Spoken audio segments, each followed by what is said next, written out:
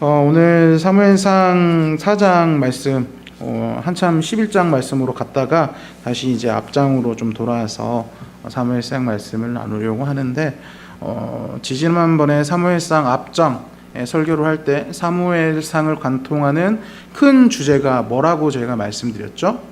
사무엘상을 관통하는 큰 주제, 사무엘상이 드러내고자 하는 사무엘상의 주제가 뭐라고 말씀드렸습니까? 이 땅에 진정한 왕은 바로 하나님이시다를 드러내고자 한다라고 제가 말씀을 드렸습니다. 그래서 앞장에 어떤 내용들이 나와 있죠? 하나님을 왕으로 인정하지 않는 자들의 삶. 지지난번에는 어떤 삶을, 누구의 삶을 우리가 말씀을 통해서 보았습니까? 홈리와 비누아스, 그리고 그의 아들 엘리가 어떤 삶을 살았는지, 그리고 그렇게 어두운 영적인 시대 가운데 하나님이 주목하시는, 하나님을 왕으로 인정하는 한 가정, 엘가나와 한나 부부, 그리고 그 자녀 사무엘이 어떤 삶을 살고 있는지가 이제 그 비교되면서, 교차되면서 앞장에서 펼쳐지고 있습니다. 그래서 지난번 말씀을 한번 딱 되뇌어 보면은 한나가 사무엘을 위해 어떻게 했다 그랬습니까? 제가 한번 키포인트로 딱 집었었는데, 보통 부모님들이 자녀들을 위해서 먼 곳에서 그 자녀를 방문하면서 갔을 때는 뭐 진수성찬이나 뭐 좋은 옷을 입히지만, 한나는 사무엘을 위해서 무엇을 입혔다 그랬습니까?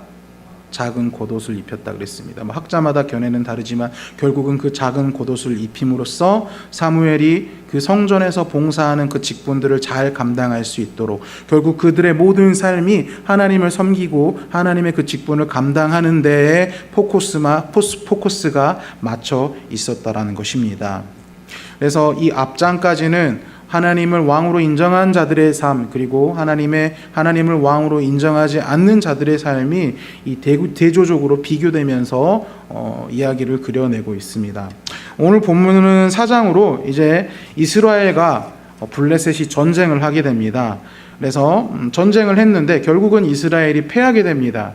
이스라엘이 패하면서 법궤를 빼앗기고 이제 홈리와 비느하스는 비참한 죽음을 당하게 됩니다. 그리고 더 나아가서 홈리와 비느하스가 죽고 나서 그의 아버지인, 그 당시의 제사장인 엘리도 의자에서 뒤로 넘어져서 죽고, 이제 비느하스의 아내는 임신해서 아이를 낳지만 하나님의 영광이 이스라엘에서 떠났다고 하면서 한탄하는 장면이 이제 펼쳐지게 됩니다. 우리는 이 과정들을 통해서 엘리의 가정뿐만 아니라 이스라엘이 처해져 있는 영적 상태의 심각함을 한번 살펴볼 수 있어야 될 것입니다. 그리고 또 그 모습들을 통해서 우리 신앙은 어떻게 세워져 나가고 있는지도 한번 점검해 보셔야 될 것 같습니다. 우리 오늘 본문 2절을 보면 이스라엘이 블레셋 민족과 전쟁을 하게 됩니다. 그런데 첫 전쟁에서 이스라엘이 패해서 대략 4,000명이 전사하게 됩니다. 그런데 진짜 문제는 여기서부터 시작되게 되는 겁니다.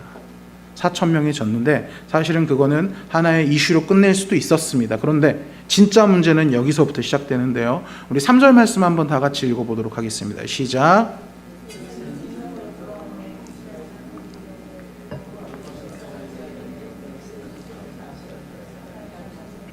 여호와 우리의 원수들이 손에서 구원하게 하자 하니. 자, 지금 이 전까지의 스토리를 보면은 누군가 쳐들어왔습니다. 이스라엘 백성들을 정복하기 위해서 쳐들어왔습니다. 블레셋이 쳐들어왔든 어떤 민족들이 쳐들어왔든 이스라엘을 치려고, 이스라엘과 전쟁을 하려고 어떤 특수한 민족들이 이렇게 공격을 하게 되면 굉장히 두려워하면서 떨었습니다. 그런데 지금은 그때와 다르게 정말 정반대의 모습을 보이고 있습니다. 어떤 모습이냐면, 왜 우리가 질 수 있냐? 왜 하나님의 백성이 지느냐? 한데, 이 왜 하나님의 백성이 지느냐가 우리가 힘과 능력이 있는데 왜 걱정하냐? 왜 두려워하냐? 이런 뉘앙스의 말이 아닙니다. 탄식하고 원망하는 것입니다. 평화로울 때는 하나님께서 그들을 지켜주고 하나님께서 그들을 언제나 승리할 수 있도록 만들어줄 때는 하나님께 감사하지 않다가 실패하면 아니 하나님이 어떻게 그럴 수 있어, 우리 하나님 백성이라고 이야기하잖아, 하나님 우리 사랑한다고 이야기하잖아, 그런데 왜 우리를 이 전쟁에서 지게 만드시는 분이 하나님이시지? 라고 하면서 하나님의 보호하심을 당연하게 생각하고 있는 굉장한 교만함이 묻어나고 있는 표현이라는 것입니다. 그래서 이들이 이 상황에 대해서 대책을 마련합니다. 하나님이 우리 왜 안 지켜줘? 그럼 우리가 어떻게 해야 되지? 바로 이렇게 한번 해보자 라고 대책을 마련하는데요, 3절 후반부 한번 읽어보도록 하겠습니다. 시작. 여호와의 언약궤를 실로에서 우리에게로 가져다가 우리 중에 있게 하여 그것으로 우리를 우리의 원수들의 손에서 구원하게 하자 하니, 어떤 그 솔루션을 제공합니까? 하나님의 언약궤를 가져가자고 이야기를 합니다. 우리가 생각 없이 말씀을 보면요, 하나님의 언약궤, 그들이 하나님을 의지하자라는 의미로 우리에게 가지고 오고 우리가 가져가자라고 그렇게 생각하는 거 아니야? 라고 이야기할 수 있습니다. 아니요. 이스라엘 백성들의 정상적인 반응은요, 실패했으면 무엇을 해야 됩니까? 이스라엘 백성들은 하나님 앞에 엎드리고 뜻을 물어야 정상이라는 거죠.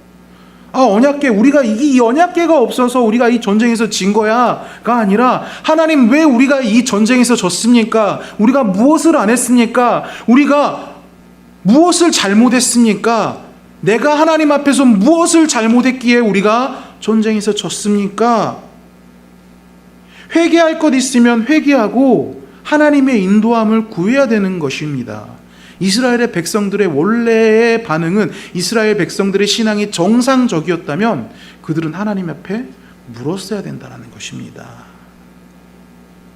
그런데 이스라엘 백성들은 하나님 앞에 묻기보다는 자기들의 취한 방법, 외적으로 보면 어떻게 보면 신앙적인 것 같습니다. 믿음의 표현인 것 같습니다.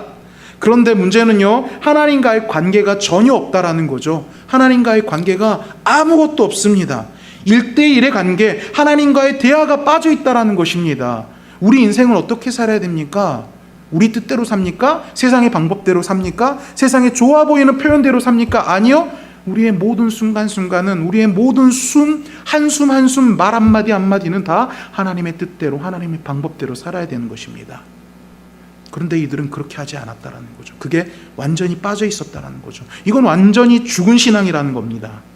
나만 열심히 하면 그 하나님께서 당연하게 도와주시겠지. 패배의 원인을 하나님께 물어보지도 않고 자신이 원인을 파악하고 자기 마음대로, 우리 좀 가볍게 표현하면 지 마음대로 생각하고 판단해서 자신이 처방해서 이렇게 하면 될 거야 라고 행동하고 있다라는 것입니다. 경건의 모양은 있습니다. 그런데 그 능력을 완벽하게 잃어버린 사람들이라는 것입니다. 마치 우리 그런 거 있죠. 십자가를 목에 걸면 복이 오겠지. 그런 분들 많이 뵐 거예요. 혹시 내가 그런 신앙을 가지고 있다면, 저도 반성합니다. 제 차에도 성경책이 있습니다. 그런데 성경을 자주 펼쳐보지 못합니다. 혹시 운전하시는 분들 차 속에 성경책을 가지고 다니십니까? 그런데 그 성경책이 내가 운전할 때마다 그 난폭 운전하는 저 인간을 보면서 화를 낼 때, 아니야 하나님은 사랑하라고 하셨어 라고 하면서 그 말씀을 딱 보면서 나를 비춰보는 거울로 사용하는 것이 아닌, 혹시 내가 운전사고가 나지 않게 나를 지켜주는 부적 정도로 가지고 다니시지는 않으십니까? 혹은 제가 어렸을 때 그런 모습을 가지고 있었거든요.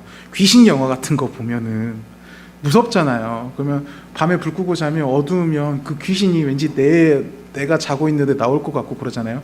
그럼 이상하게 성경책은 펼쳐보지도 않고 성경책을 머릿맡에 딱 주고 답니다. 그러면서 이 성경책을 머릿맡에 두고 잤으니까 하나님이 나를 지켜주실 거야. 나는 멀쩡하겠지. 귀신은 나한테 안 올 거야. 마치 이런 모습처럼 살고 계시지는 않습니까? 부적처럼 신앙생활을 하는 사람들, 교회 나오면, 예배 나오면 복 받겠지. 마냥 교회 나와서, 마냥 예배 나와서 마냥 예배를 드리는 것이 아니라 예배를 보면 예배에 참석하면 복 받겠지. 무엇이 빠졌습니까? 이들의 모습 가운데, 아니 이 시대를 살아가는 우리의 모습들이 그런 모습이라면 그 가운데 무엇이 빠졌습니까? 하나님과의 인격적인 관계가 없다라는 겁니다. 사랑은 없고 형식만 남아있는 겁니다. 누구의 신앙과 비슷합니까? 이 이스라엘의 이 모습들이 마치 이 당시에 엘리의 신앙, 홈리와 비느하스의 신앙과 비슷하다는 것입니다. 오늘 본문의 말씀은요, 이 앞절에 이스라엘의 전부의 영적 상태를 보여주고요, 이제 의도적으로 엘리 집안이 받은 결과를 비춰주고 있다는 것입니다. 엘리 제사장들의 그 집안이 어떤 집안입니까? 제사장입니다. 제사를 집도해야 될 성직자입니다. 그러나 그들의 예배는 어땠습니까? 날마다 예배는 드리는데 하나님 앞에서 범죄하면서, 우리는 그들의 행실들을 너무나 잘 알죠. 말할 수도 없는 범죄를 저질렀습니다. 그리고 그 범죄를 저지르면서 떳떳하게 돌이키지도 않으면서 하나님을 두려워하지도 않고 존중하지도 않고 그 뜻을 살피지도 않고 그저 예배 속에서 그 제사의 과정 가운데 자기의 유익만 남은 자들, 성전 입구에 앉아서 헌금만 챙기는 엘리였고요, 성전 안에 들어가 사람들의 재물만 탐하는, 그들의 욕정만 탐하는 홈리와 비느하스의 모습이었다는 것입니다. 하나님을 예배하는 올바른 예배자의 모습은 단 한 번도 없었다는 것입니다. 홈리와 비느하스와 엘리에게도 그랬고요, 그리고 이 당시를 살아가는 이스라엘 백성들도 그렇고요, 하나님의 성전, 정확히 말하면 그 성막, 제사를 드려야 되는 그 장소, 그리고 그 안에 들어있는 언약궤는요, 하나님의 임재를 상징하는 역할이 아니라, 하나님의 임재를 할 수 있는 곳으로 받아들여지는 것이 아니라 단지 부적이었다라는 것입니다. 끼고 있으면 승리를 가져다 두는 상징물에 불과했다라는 것입니다. 그런데요, 이스라엘에게 이 하나님께서 주신 모든 것들이 단지 상징물에 불과하는, 단지 부적에 불과하는 거였지만, 이 당시에 이스라엘과 블레셋의 반응을 보면은 굉장히 기가 막힙니다. 우리가 이 함정에 자주 빠지거든요. 우리 5절 7절 말씀 한번 읽어보도록 하겠습니다. 5절 7절 말씀 시작.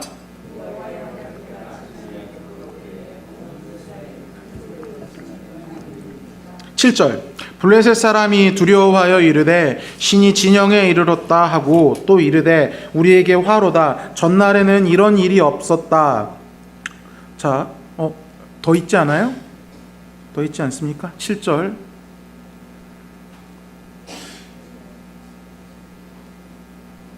말씀이 좀 잘린 것 같은데요. 우리 말씀 7절 말씀 펴서 다시 한번 읽어보겠습니다. 시작. 블레셋 사람이 두려워하여 이르되 신이 진영에 이르렀더라 하고 이르되 우리에게 화로다. 전날에는 이런 일이 없었도다. 네. 자, 외적인 언약궤를 바라봅니다. 이스라엘에게 언약궤는 단순하게 부적뿐이었는데 그 외적인 언약궤를 바라보면서 이스라엘은 흥분합니다. 땅이 울렸다라고 표현하고 있잖아요. 이스라엘은 굉장히 흥분합니다. 그리고 블레셋은 낙심하게 됩니다. 외적인 신앙이 우리의 감정을 고취시키고 마귀를 두렵게 할 수도 있습니다. 그런데 딱 거기까지라는 거죠. 외적인 경건에 진심이 없고 하나님이 없고 하나님과의 쌓여진 깊은 사랑의 관계가 얽혀있지 않는다면 우리의 어떤 경건도 능력이 나타날 수 없다라는 것입니다. 우리의 신앙이 몇 년, 몇십 년이 되었던지, 교회를 몇 년, 몇십 년이 되었던지, 설교를 10번, 100번을 했던지, 찬양 인도를 10번, 100번을 했던지 전혀 상관없습니다. 그 안에 하나님과의 인격적인 관계가 없다면, 하나님과의 그 깊은 사랑의 관계가 없다면 내 삶에 진짜 능력이 나타날 수 없다라는 것입니다. 능력은요, 그 언약궤가 아니라 법궤 안에 스며져 있는 하나님의 말씀, 그것이 하나님의 호흡이자 그것이 하나님의 능력이라는 것입니다. 그 돌덩이가 능력이 아닌 것입니다. 그 돌판에 새겨진 그 하나님의 말씀, 그것만이 오직 능력인 것입니다. 엘리의 실패의 원인이 무엇입니까? 그는 40년간 예배를 이끌었던 자입니다. 40년간 제사를 집도했었던 자입니다. 그런데 그에게는요, 예배의 몸짓은 있었을 것입니다. 제사를 집도하는데 당연히 율례적으로 따랐던 그런 습관은 있었을 것입니다. 그런데 정작 그 예배가 누구를 향한 것인지, 누구에게 찬양하는 것인지, 예배를 통해 하나님을 전혀 경험하지 못했던 그런 삶을 살았던 인물이 바로 엘리라는 것입니다. 그저 예배를 통해, 그 제사를 통해 얻어지는 양식을 통해 점점 살이 쪄서 몸은 비대해지고 영혼은 혼미해진 사람이 바로 엘리라는 것입니다. 사실 이 설교 원고를 썼을 때 여기서 좀 많이 찔렸습니다. 내가 이렇게 이 말을 여기서 해도 되나라는 좀 생각이 많이 들었어요. 제가 최근에 살이 좀 불어가지고, 살은 쪘지만 영은 하나님을 더욱더 향해 있는 날선 목회자가 되겠습니다. 제가 살이 많이 찌긴 쪘나 봐요. 여기서 아멘을 크게 해주시고, 장가 가게 해달라 이런 데서 아멘 크게 해주시지, 꼭 이런 데서만 아멘 크게 해주시더라. 어떤 영적인 능력도 권능도 남아있지 않았다라는 것입니다. 우리 삼손 잘 아시죠? 머리 깎인 삼손, 그의 영적인 눈을 잃어버린 폐잔병, 그 모습대로 똑같이 살아가고 있는 모습이 바로 엘리의 모습이라는 것입니다.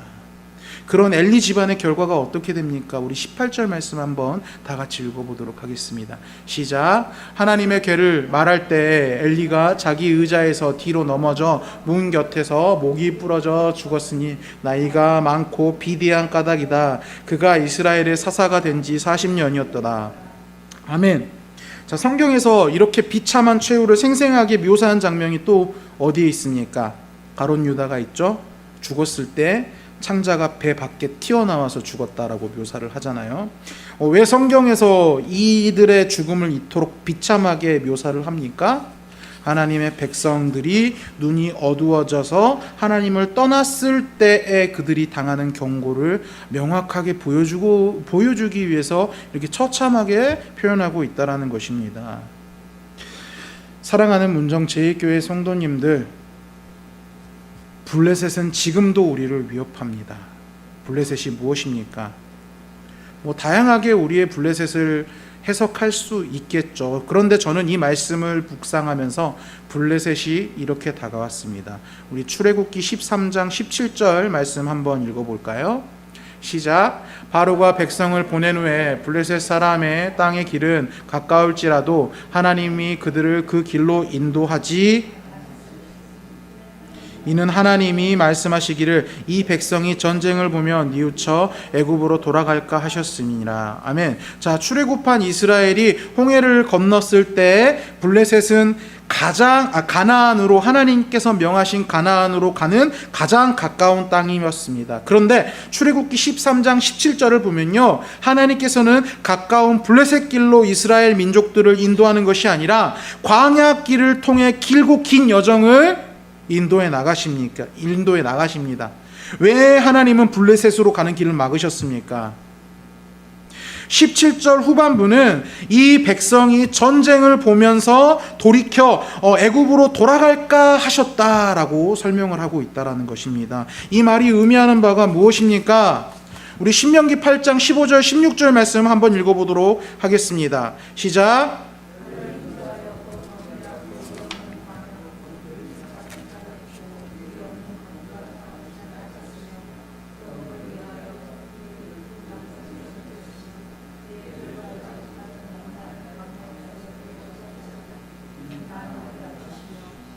너를 시험하사 마침내 내게 복을 주려 하심이었습니다. 아멘. 바로 이 블레셋으로 가는 그 길이 그들에게는 죽음의 길이기 때문에, 그들이 결국 하나님을 떠나는 길이기 때문에 하나님께서 그들을 막으셨다라는 것입니다. 반대로 신명기 8장 15절 16절에서 나오는 이스라엘 백성들이 걸어갔던 그 광야의 길의 의미는 낮아지고 시험하사 마침내 복을 얻는 땅이라고 설명하고 있는 것입니다. 따라서 광야의 길은 이 신약의 용어로 표현하자면 예수님이 걸으셨던 십자가의 길, 좁은 문으로 들어가는 그 길인 것입니다. 고난과 낮아짐을 통해서 몸으로 걸어나는 경험의 길인 것입니다. 블레셋의 길은 지름길이고 십자가 없는 편한 길입니다. 머리로 이해되는 빠른 길입니다. 십자가 없는 길, 그것이 과연 좋습니까? 우리 로마서 8장 6절에 명확하게 이야기를 하고 있습니다. 육신의 생각은 사망이요 영의 생각은 생명과 평안이니라. 십자가 없는 길을 로마서 8장 6절에서 무엇이라고 이야기하고 있습니까? 육신의 생각은 사망이라고 이야기를 하고 있다는 것입니다. 사탄 마귀가 유혹하는 십자가 없는 편안한 길, 그 길의 끝은 무엇이 있었습니까? 생명의 축복이 아니라 깊은 소울과 죽음뿐이었다라는 것입니다. 이 블레셋은 지금도 우리를 유혹하고 있다라는 것입니다. 세상 사람들이 가는 길, 겉만 번지르르 하지만 있어 보이고 좋아 보이고 편해 보이지만 우리를 사망의 음침한 골짜기로 이르는 그 길이 지금도 우리를 유혹하고 있는 것이 우리의 현실이라는 것입니다.